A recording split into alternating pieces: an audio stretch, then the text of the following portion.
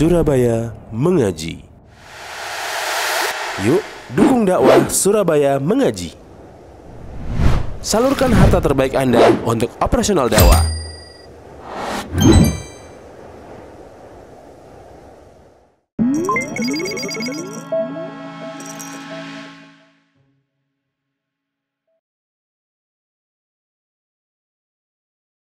Assalamualaikum warahmatullahi wabarakatuh. Innal hamdalillah nahmaduhu wa nasta'inuhu wa nastaghfiruh wa na'udzu billahi min shururi anfusina wa min sayyiati a'malina. Man yahdihillahu fala mudilla lahu wa man yudlil fala hadiyalah. وأشهد أن لا إله إلا الله وحده لا شريك له وأشهد أن محمدا عبده ورسوله. Amma ba'du, kaum muslimin wal muslimat, para jamaah yang semoga senantiasa dirahmati Allah. Pertama-tama marilah kita bersyukur kepada Allah Azza wa Jalla. Pada kesempatan yang berbahagia ini Allah kembali mempertemukan kita di dalam majlis yang mulia ini, dan kembali kita akan melanjutkan kajian kita dari Syarah Arba'in An-Nawawiyah, di mana kita masih pada hadis yang ke-21, yaitu hadis dari sahabat Abi Amr atau Abi Amroh Sufyan ibn Abdullah radhiyallahu taala anhu, di mana Nabi SAW bersabda ketika Sufyan bertanya kepada Nabi, mengatakan, kulli fil islami qaulan, katakanlah kepadaku di dalam Islam satu ucapan, la as'alu anhu ahadan ghairak, yang mana aku tidak akan bertanya kepada selain engkau. Maka Nabi SAW mengatakan, kul amantu billahi tsumma istaqim, katakanlah aku beriman kemudian istiqomahlah. Nah, pada pertemuan sebelumnya kita mengambil penjelasan dari Syekh Shalih Fauzan dari kitab beliau yang berjudul Al-Minhatu Ar-Rabbaniyatu fi Syarhi Arba'in An-Nawawiyah. Karena hadis ini kalau dijelaskan sama Syekh Utsaimin itu pendek, jadi kita ambil dari punyanya Syekh Shalih Fauzan. Nah, pada pertemuan sebelumnya kita telah membawakan beberapa dalil di dalam Al-Quran tentang anjuran untuk istiqomah. Di antaranya dalam surat Fussilat ayat yang ke-30, di mana Allah berfirman, innal ladzina qalu rabbuna Allah tsumma istaqamu tatanazzalu alaihimul malaikatu alla takhafu wa la tahzanu wa abshiru bil jannati allati kuntum tu'adun. Sesungguhnya orang-orang yang mengatakan Tuhan kami adalah Allah, kemudian dia istiqomah, maka akan turun kepada mereka itu malaikat. Nah, para ulama menjelaskan yang dimaksud dengan tatanazzala alaihimul malaika yaitu ketika dalam kondisi sakaratul maut. Jadi ketika dalam sakaratul maut para malaikat turun lalu mengatakan kepada yang mau meninggal ini, Allah takhafu, jangan takut. Jangan kau takut bertemu dengan Allah.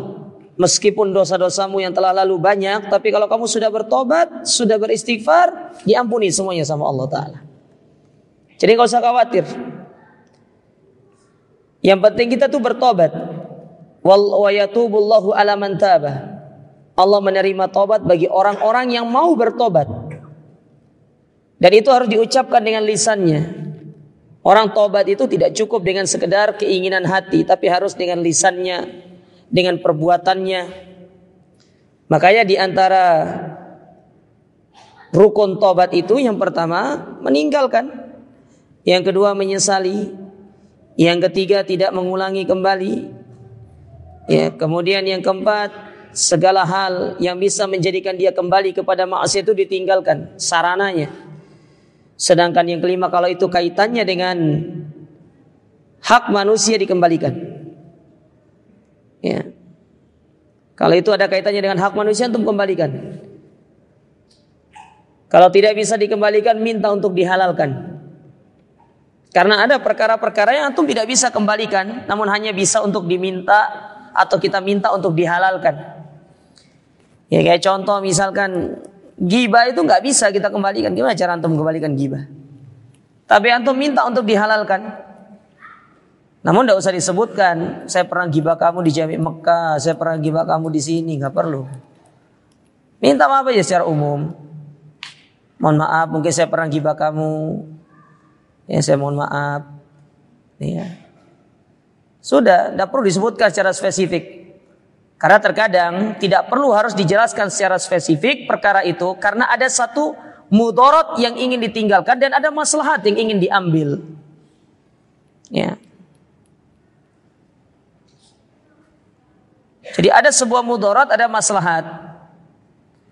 Apalagi kalau sudah bertentangan antara mudarat dengan maslahat itu, dilihat mana mudaratnya yang lebih kecil, itu yang diambil. Makanya kaidah dalam para ulama itu, darul mafasid muqaddamu ala jalbil masalih. Meninggalkan kemudaratan itu lebih utama daripada mengambil manfaat. Ya. Itu kaidahnya. Jadi kalau memang menjelaskan secara umum itu sudah cukup, sudah cukup.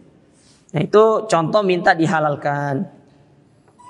Kalau misalkan berupa uang, kita pernah pinjam uang, kembalikan. Ya. Jangan masa bodoh. Di dunia bisa ketawa hahaha hihi. Di akhirat antum gigit jari. Karena kata Allah Ta'ala dalam Al-Quran, ada orang-orang di hari kiamat itu dia gigit jarinya. Ya, dia menggigit jarinya gini. Antum kalau lihat orang menggigit jarinya seperti itu, gimana itu? Itu contoh orang menyesal. Menyesal. Makanya dilarang ya mas. Daripada di dunia, daripada di akhirat kita menyesal, di dunia ini selesaikan, tunaikan semua. Ya, kita tunaikan semuanya. Nah, itulah hikmah kenapa harta warisan tidak boleh dibagikan sebelum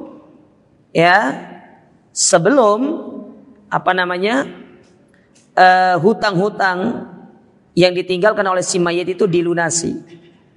Karena itu nanti akan berdampak kepada si mayit.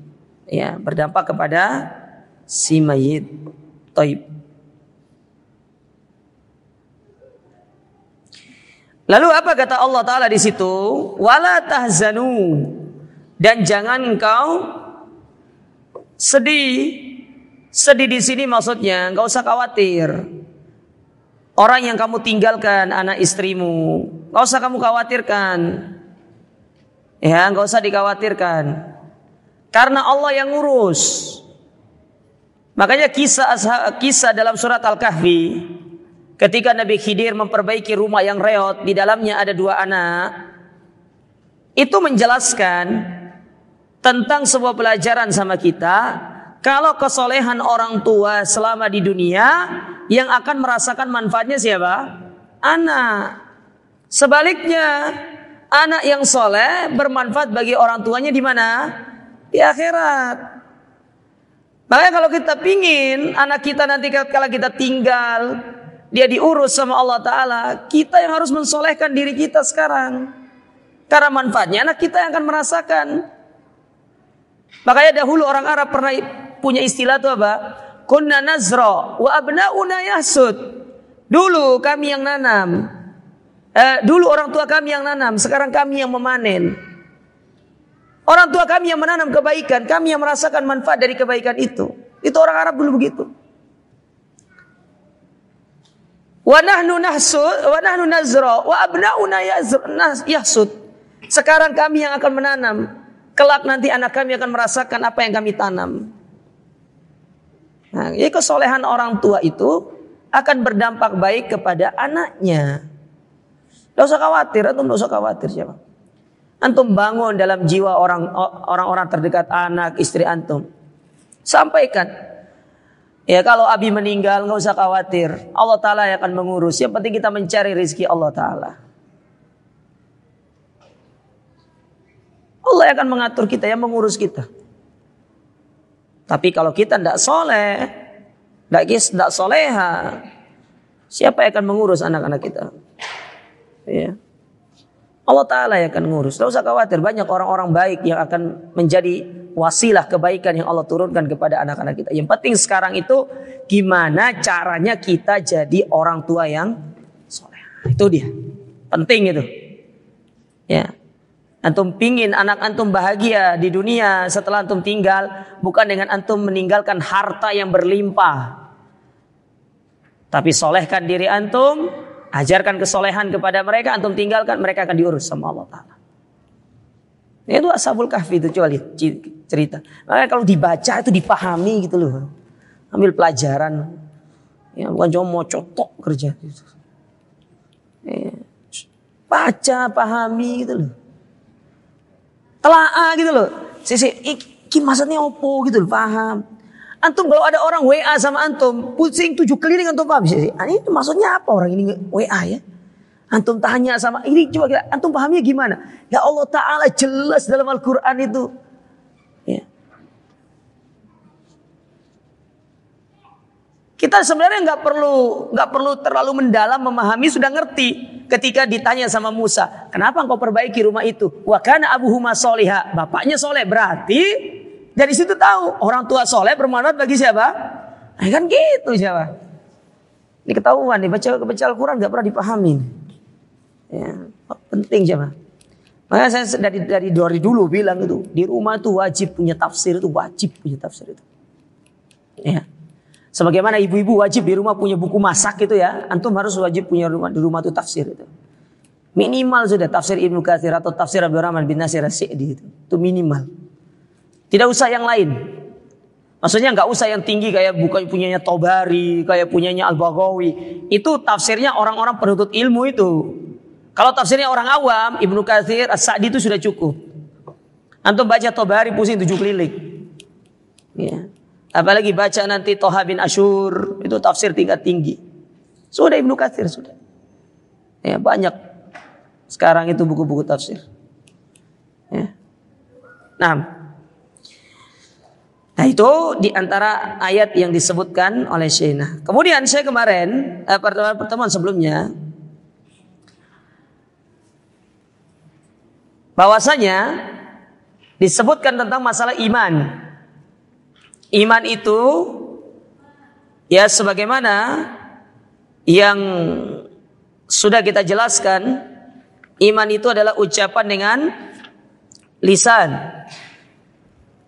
Ya, diyakini dengan hati, kemudian diwujudkan dengan perbuatan, bertambah dengan ketaatan, berkurang dengan maksiat. Ini pengertian iman menurut akidah Ahlus Sunnah. Tetapi berbeda pengertian iman menurut Murji'ah. Murji'ah, mereka mengeluarkan amal itu bukan bagian dari iman. Artinya orang beramal atau tidak itu imannya tetap sama. Makanya dalam pandangan orang Murji'ah, antara imannya Abu Bakar dengan iblis itu sama. Antara imannya Abu Bakar dengan orang yang paling bermaksiat itu sama. Karena amal tidak mempengaruhi iman. Maka kita katakan itu salah. Karena yang betul itu adalah iman di antara kita untuk mendapatkan kesempurnaan iman, dan amal itu adalah bagian daripada iman. Karena amal mempengaruhi naik turunnya keimanan seseorang. Makanya kenapa disebut kelompok Murji'ah itu berasal dari kata irja. Irja itu artinya terlambat. Itu dalam bahasa Arab artinya terlambat. Jadi mereka mengeluarkan amal dari iman. Jadi iman itu cukup dengan lisan, diyakini dengan hati, sudah dikatakan beriman. Tidak perlu sholat, nggak perlu apa. Sholat itu hanya formalitas. Itu kata orang Murji'ah. Ya. Ini sesat, menyesatkan. Ya. Sedangkan akidah Ahlus Sunnah yang benar, iman itu dengan lisan, dibenarkan dengan hati, diamalkan, bertambah dengan ketaatan, berkurang karena maksiat. Baik, kita lanjutkan sekarang. Kita masih dari buku Syekh Shalih Fauzan ya. Ya semoga bisa selesai. Kalau bisa nanti masuk ke dalam pelajaran dari hadis ini. Baik, kata beliau.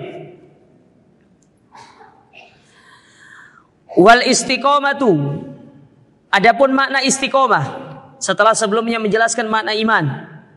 Sekarang apa yang dimaksud dengan istiqomah? An yakunal insanu mu'tadilan mustaqiman bainal guluwi wa bainat tasahul. Istiqomah itu kata Syekh, yaitu seorang berada di atas jalan yang lurus.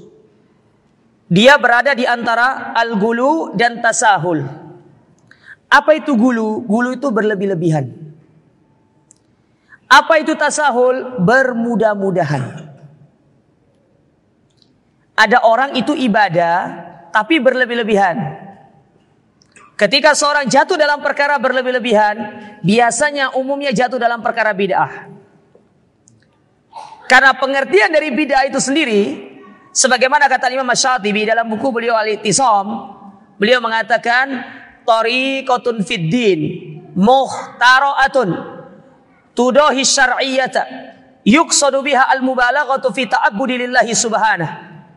Namanya bid'ah itu, antum harus pahami ya, kata Syekh Al-Imam Asy-Syatibi, yaitu tariqatun fid din, satu jalan dalam urusan agama. Jadi dikeluarkan urusan dunia. Antum mau bid'ah dalam urusan dunia tidak ada masalah. Karena yang tercela itu dalam urusan agama, bukan dunia. Jadi orang berinovasi dalam urusan dunia itu monggo silakan. Hari ini Anda mengeluarkan satu produk A, tahun depan produknya B, inovasi dari produk A. Selama tidak melanggar syariat, silakan dikerjakan, tidak ada masalah.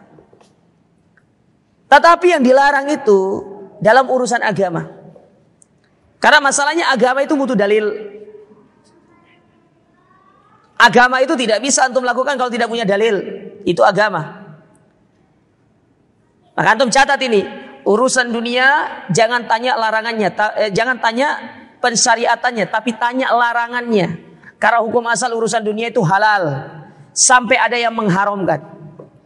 Sedangkan urusan ibadah bukan tanya pengharamannya atau tanya larangannya, tapi tanya pensyariatannya. Karena hukum asal ibadah itu nggak boleh dilakukan kalau belum ada dalilnya. Contoh nih, Nabi SAW ketika awal-awal diutus, apakah beliau sholat? Tidak. Kapan beliau sholat? Ketika Allah perintahkan beliau untuk melaksanakan ibadah sholat melalui peristiwa Isra dan Mi'raj. Di Mekah, apakah Nabi berpuasa? Tidak. Sampai pindah ke Madinah, turun ayat yang menjelaskan tentang perintah untuk berpuasa Ramadan.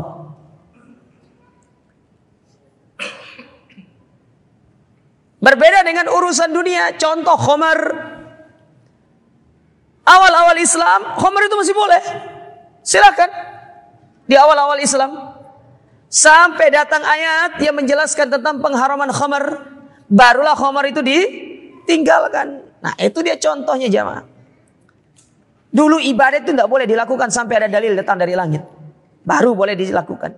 Sedangkan urusan dunia, hukum asalnya boleh.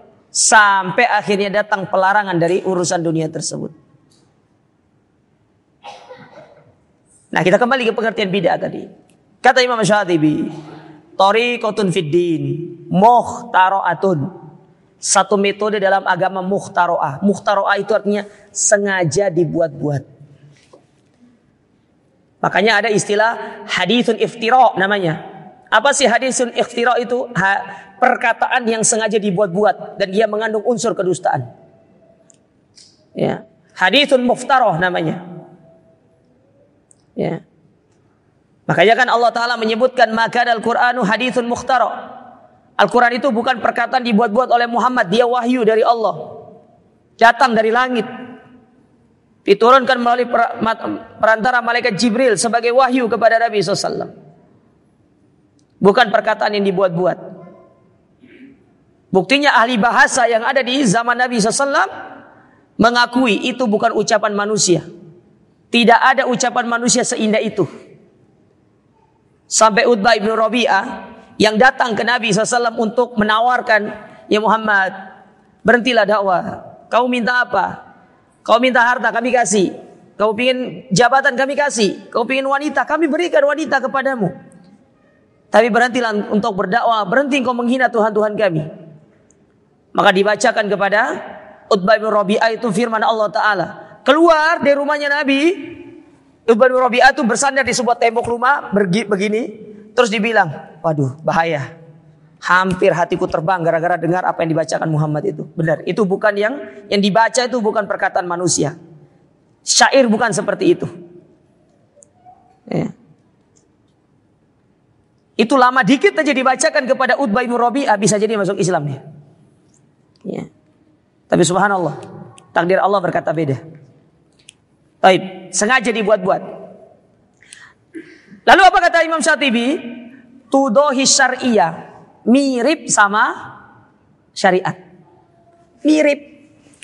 Zikir, wiritan, ya, sholawat, ya, baca Quran, mirip. Sholat,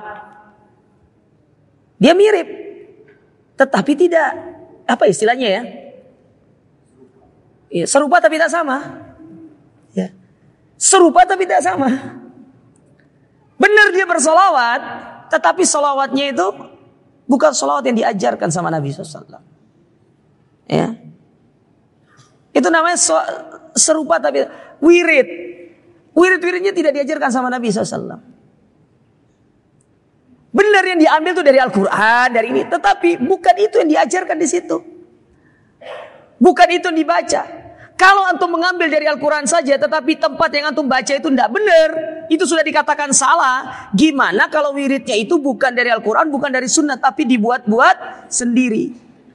Wong diambil dari Al-Quran dan Sunnah, kalau bukan tempatnya saja, nggak boleh antum baca. Contoh nih, ya, ayat kursi. Siapa di antara kita yang hadir di sini yang meragukan ayat kursi itu ayat yang paling mulia dalam Al-Quran? Kita sepakat, ayat kursi ayat yang paling mulia dalam Al-Quran, betul kan? Ayat yang paling mulia dalam Al-Quran, ayat kursi. Pertanyaan saya, sekarang antum ganti doa ruku dengan ayat kursi, boleh atau enggak?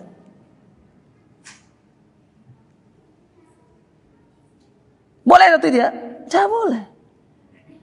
Meskipun dia ayat yang paling mulia, tetapi kalau peletakannya salah, ya tetap salah. Antum ganti bacaan ruku dengan ayat kursi, antum jatuh dalam urusan bid'ah. Kalau ayat kursi aja nggak boleh diletakkan pada tempat yang salah, bukan di tempat yang semestinya, gimana dengan bacaan-bacaan yang tidak diajarkan sama Nabi SAW? Nah, coba antum main logika dikit lah. Ya.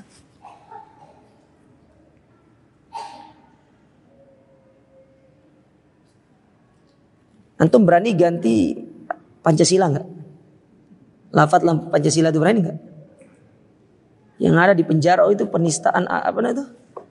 Oh ini anti NKRI ini. Ya. Coba antum ganti aja ketuhanan yang Maha Esa, antum ganti.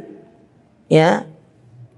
Antum ganti ucapannya dengan ketuhanan yang bertauhid. Yang ada tuh di penjara itu. Ya. Ini menghina simbol negara. Nah, orang melakukan demikian aja itu dipidana kok. Sekarang apalagi untuk mengganti urusan agama. Ini sudah kaitannya dengan hak Allah Ta'ala aja. Itu aja sudah tidak boleh. Apalagi dalam urusan yang lainnya. Makanya kata Imam Syatibi, serupa tapi tidak sama. Namanya sama-sama sholat. Tetapi satu sholat yang satunya disyariatkan, yang satunya tidak. Sholat nisfu Sya'ban. Benar sholat. Tetapi sholat nisfu Sya'ban. Makanya ada istilah. Yo orang-orang itu ya. Kok larang kita bersolawat kepada Nabi? Yang larang antum bersolawat siapa? Yang larang antum bertahlil siapa? Yang dilarang itu ya bersolawat an. Tahlil an, Yasin an.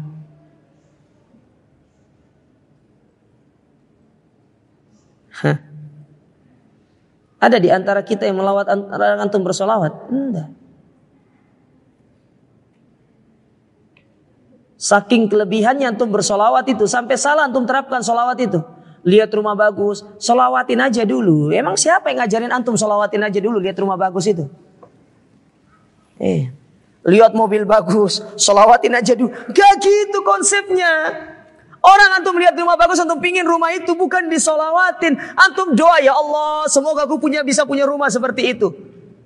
Gitu berdoa sama Allah, bukan disolawatin. Bid'ah. Gak ada kayak gitu.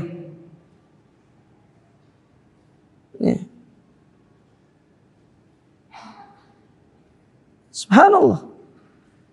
Itulah pentingnya agama itu kita belajar, jemaah. Jangan sampai terjatuh dalam gulu. Al-gulu. Tidak boleh gulu itu. Makanya Nabi SAW jauh-jauh hari mengatakan, Iyakum wal gulu. Hati-hati dengan gulu. Fa inna ahlaka man kana qablakum al-gulu fid din.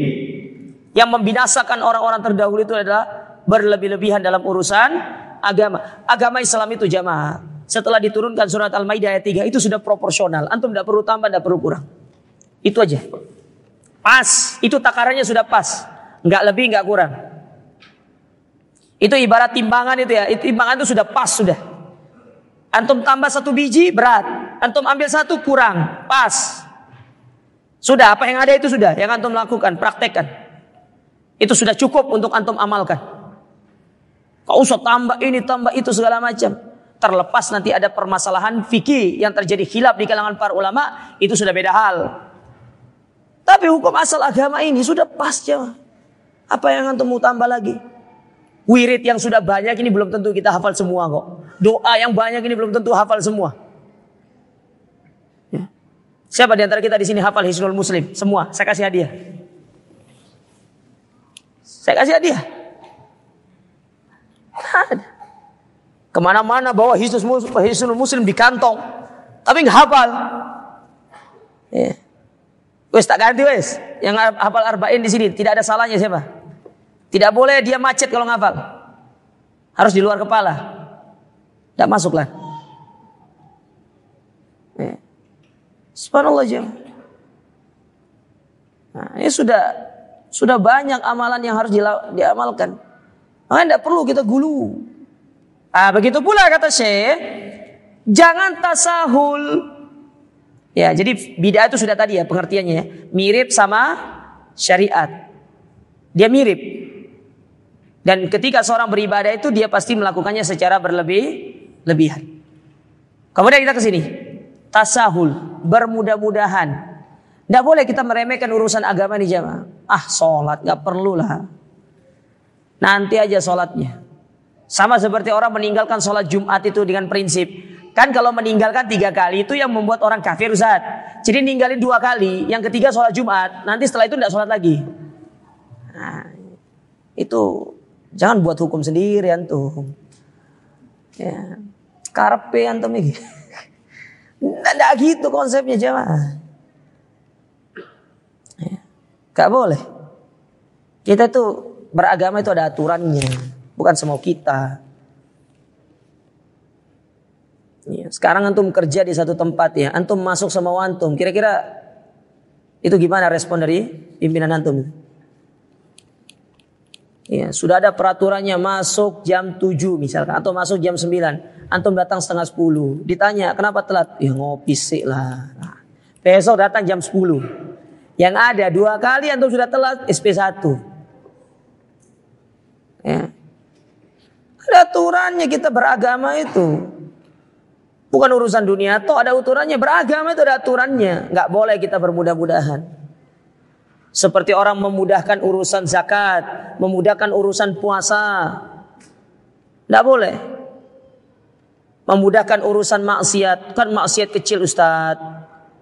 Mosok sekedar kita bilang solawatan itu enggak, kita sudah disolawatin aja dulu, masa nggak boleh Ustaz? Ya itu contoh kita meremehkan agama.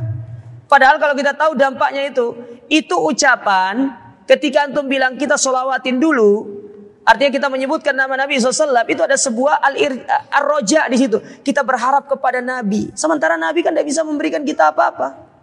Allah yang memberikan kita manfaat, bukan Nabi. Nabi nggak bisa memberikan kita manfaat, apalagi setelah beliau meninggal dunia.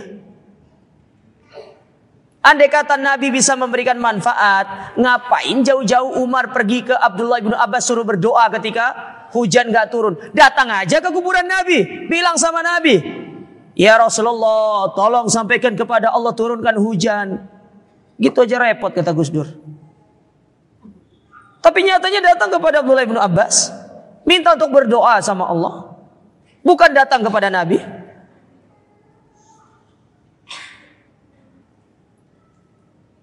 Nah, contoh-contoh orang-orang tasahul, bermudah-mudahan dalam urusan agama. Nah, kita tengah-tengah. Ahlus sunnah itu pertengahan. Tidak gulu, tidak tasahul. Tidak berlebihan, tidak pula meremehkan. Ya. Tidak berlebihan, tidak meremehkan. Proporsional lah beragama itu.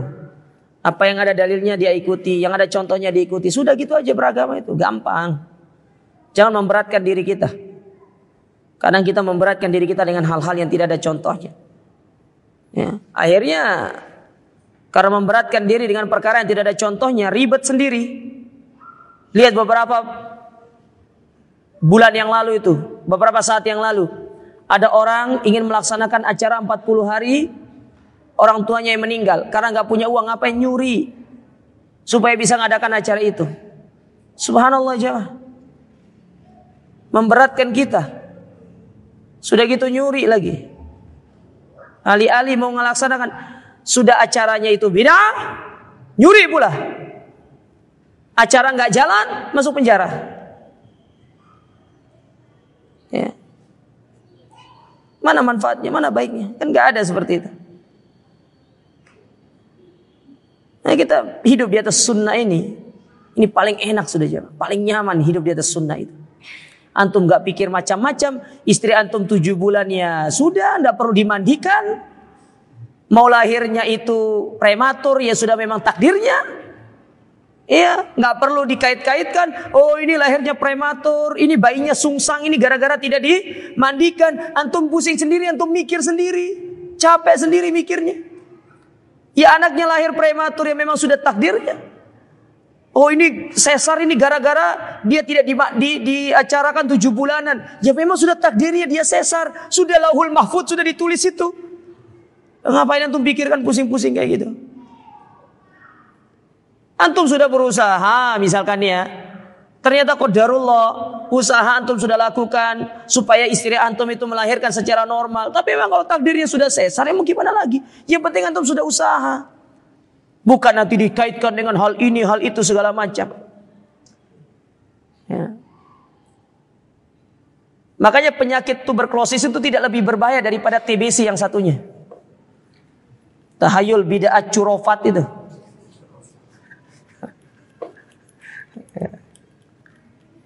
Lebih berbahaya yang itu jemaah. Orang meninggal gara-gara tuberkulosis ya, bisa masuk surga enggak? Bisa. Siapa tahu dia mati syahid kan? Tapi orang meninggal gara-gara TBC yang satunya itu, ya tahayul bid'ah curofat itu bisa masuk neraka selama-lamanya. Ya. Sudah. Kok cepat banget? Ya. Mau ada dulu. Ini saya baru baca. Jadi kita tidak boleh gulu dan bermudah-mudahan dalam urusan agama ini. Bal yakunu mu'tadilan. Tapi jadilah orang pertengahan. Ya, makanya Allah Taala berfirman dalam Al-Qur'an, wa ja'alnakum ummatan wasata. Kami jadikan engkau ada itu wahai Muhammad sebagai umat pertengahan. Ya, wasata, umat pertengahan. Sebagian ahli bahasa menyebutkan namanya wasato itu benar-benar di tengah. Jadi di tengah misalkan kayak contoh misalkan ya. Kayak pena ini misalkan. Kalau dalam ilmu bahasa Arab itu, kalau tidak salah ya, wasat itu benar-benar di tengah seperti ini. Jadi tidak berat kiri, tidak berat kanan, benar-benar di tengah. Jadi menjadikan dua sisi itu menjadi seimbang itu namanya wasato. Makanya Allah Ta'ala sebutkan dengan bahasa wasato. Berbeda dengan wusto. Wusto itu tengah, tetapi tengah itu bisa di sini, bisa di sini. Artinya bisa kecondongan ke salah satu sisi itu bisa ada. Tetapi kalau wasato itu benar-benar di tengah, tidak condong kiri, tidak condong kanan. Itu namanya wasato. Nah, coba untuk melihat bahasa Al-Quran itu wasato. Ya. Benar-benar di tengah. Ya. Tidak berat kiri, tidak berat kanan. Walihada qala Allah Jalla wa ala li rasulih. Oleh karenanya Allah Ta'ala berfirman kepada Rasulnya dalam surat Hud. Pada ayat yang ke-112 Allah mengatakan fastaqim kama umirt. Dan istiqomalah wahai Muhammad sebagaimana yang engkau diperintahkan. Seperti apa yang engkau dianjurkan. Jadi beragama itu sesuai dengan contohnya. Apa yang dicontohkan? Istiqomah di atas agama itu sesuai dengan contohnya. Jangan nambah, jangan ngurang. Urusan dunia saja, sesuatu yang sudah pas takarannya, antum tambah atau antum kurang pasti akan berubah. Ya. Akan menghilangkan sifat proporsionalnya. Kalau antum tambah, antum kurangi. Itu urusan agama, apalagi ini urusan dunia, apalagi ini urusan agama. Maka dia tidak akan bisa proporsional. Maka tidak boleh ditambah, tidak boleh dikurangi, harus pas takarannya. Fal istiqomatu, maka istiqomah itu takunu bihasabil awamir la yazidu alaiha, yaitu menjalankan perintah yang tidak ditambah. Kama syara'na lak, sebagaimana yang Allah perintahkan kepadamu wahai Muhammad.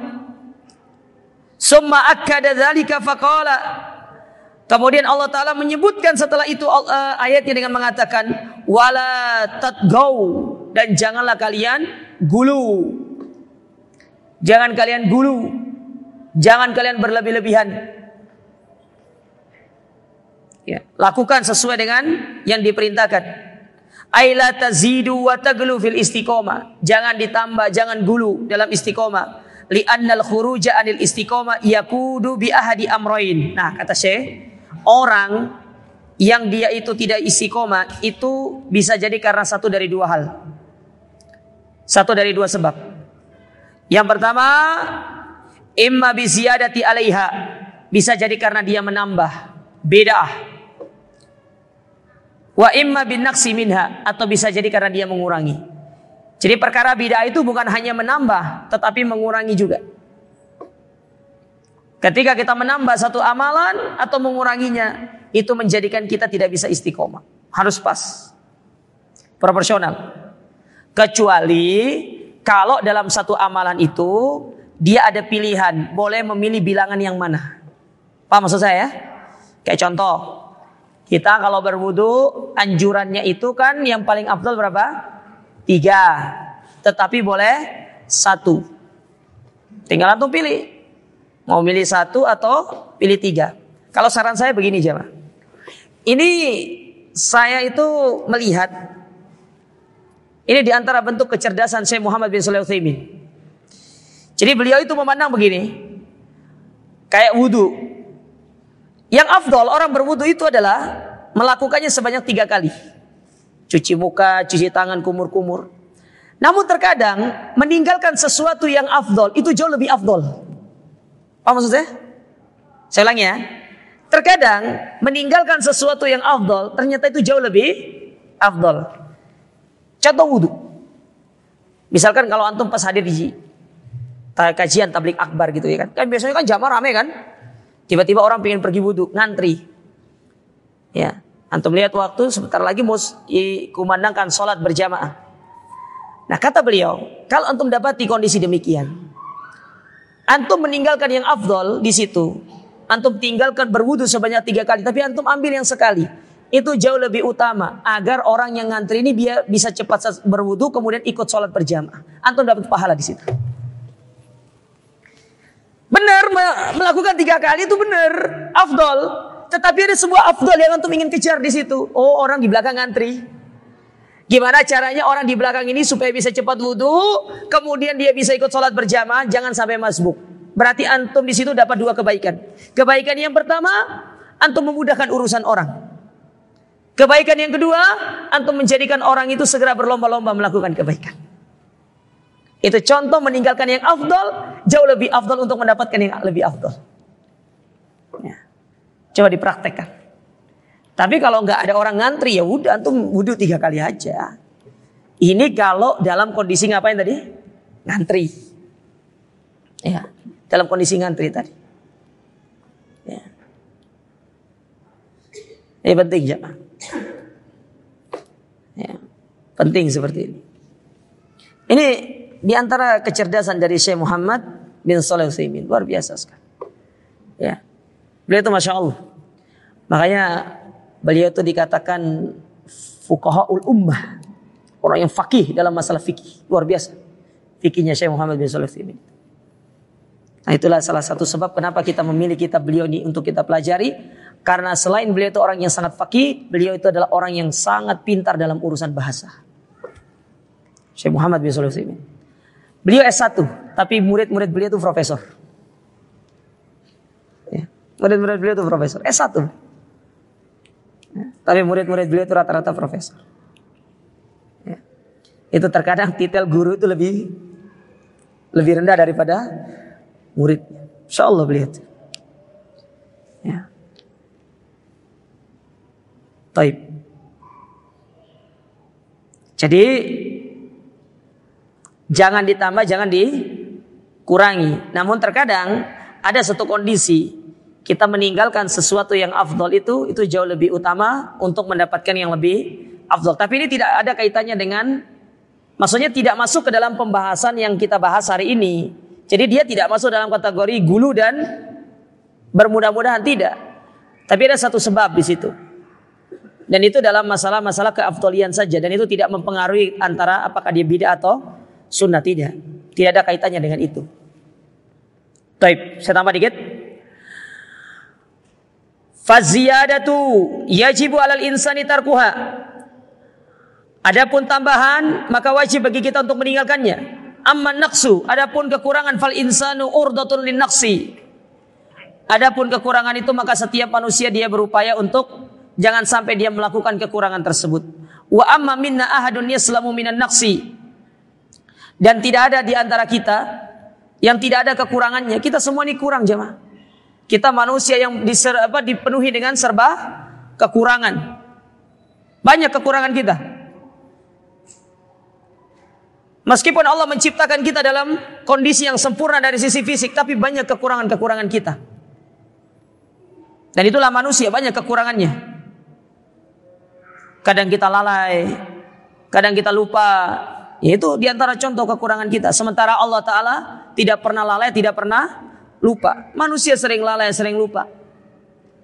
Lalai kepada Robnya, lalai kepada kewajibannya, lalai kepada tugasnya sebagai hamba. Itulah kita manusia.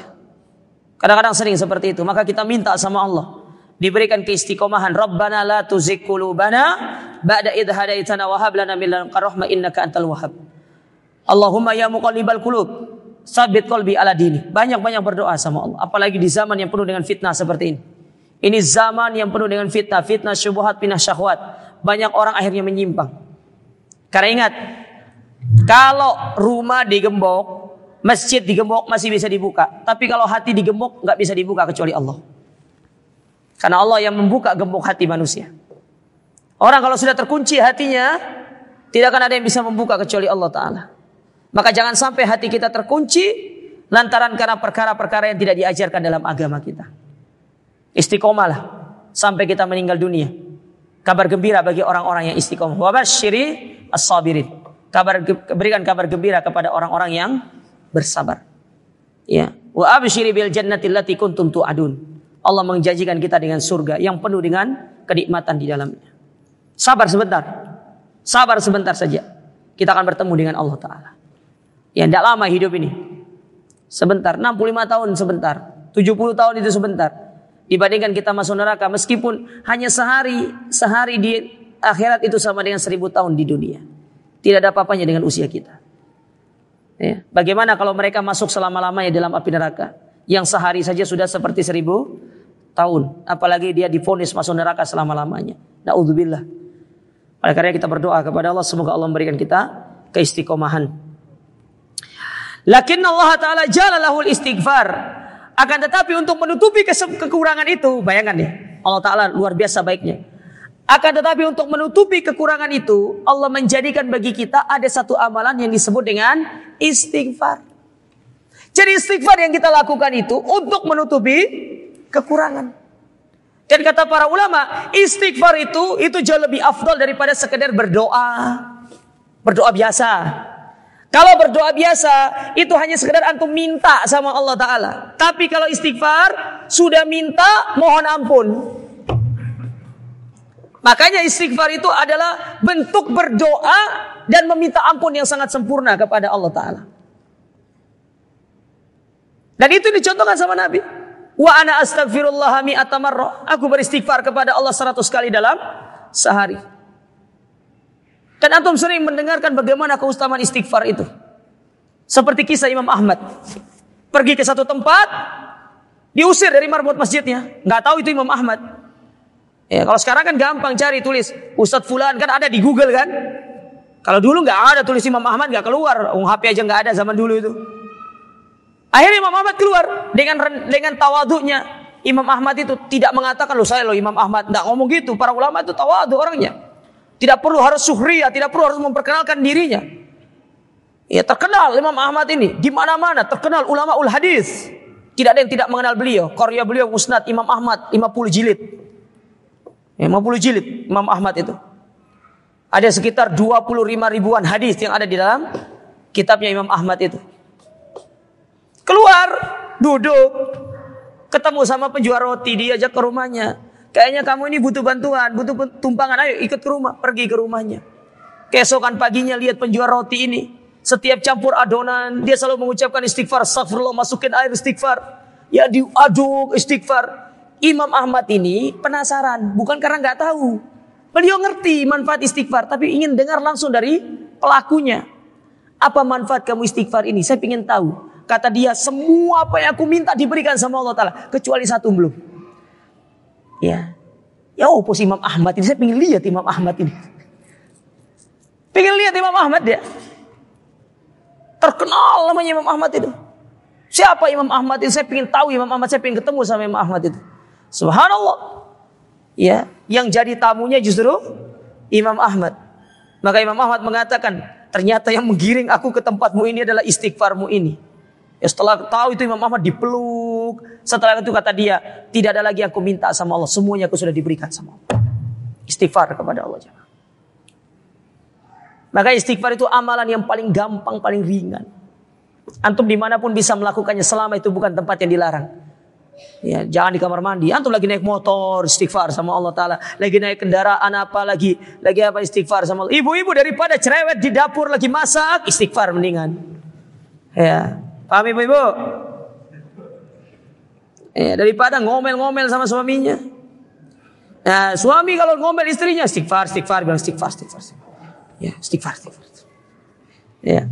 Nanti langsung disambut, saya ini istighfar gara-gara kamu gitu. Baik. Kita lanjutkan sedikit.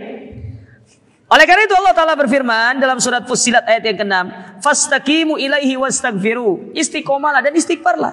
Karena pasti di dalam kita menapaki jalan istiqomah itu ada kekurangannya. Kadang-kadang ada ya kita sedikit nyerong itu ada pasti. Gak ada yang orang yang lurus melempem aja lurus gitu loh. Gak ada. Kadang-kadang ono sih, ya coba tak, ya masih titik lah gitu kan. Ada yang seperti itu kadang-kadang.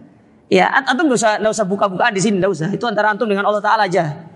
Ya, antara antum dengan Allah Ta'ala aja. Ya, makanya dari situ istighfar sama Allah Ta'ala. Oleh karenanya Allah Subhanahu Wa Ta'ala Nabi SAW bersabda dalam hadis yang dikeluarkan Ibnu Majah dan yang lainnya, kata Nabi SAW, istaqimu. Ya, beristighfarlah, walan tukhsu, jangan perhitungan. Wa'lamu anna khaira a'malikumus shalah. Dan ketahuilah bahwasanya amalan yang terbaik itu adalah salat. Wala yuhafidhu alal wudu'i illa mu'minan. Dan tidak ada orang yang menjaga wudunya kecuali orang-orang yang beriman. Ya, maksudnya kata istaqimu wala tuhsu. Istiqomalah, jangan kalian perhitungan. Maksudnya istighfarlah. Beristighfarlah kepada Allah Ta'ala. Karena dengan kita beristighfar, itulah yang akan membantu kita untuk menutupi kekurangan kita. Dan itu yang akan menjadi sebab kita bisa istiqomah di atas agama ini sampai kita meninggal dunia. Wallahu alam, semoga apa yang disampaikan ini bermanfaat. Dan insyaallah pertemuan berikutnya kita masuk ke pelajaran yang bisa diambil dari hadis yang mulia ini. Subhanakallahumma rabbana bihamdika asyhadu an la ilaha illa anta astaghfiruka wa atubu ilaik. Wa sallallahu ala nabiyina Muhammad wa akhiru da'wana alhamdulillahi rabbil alamin. Wassalamualaikum warahmatullahi wabarakatuh.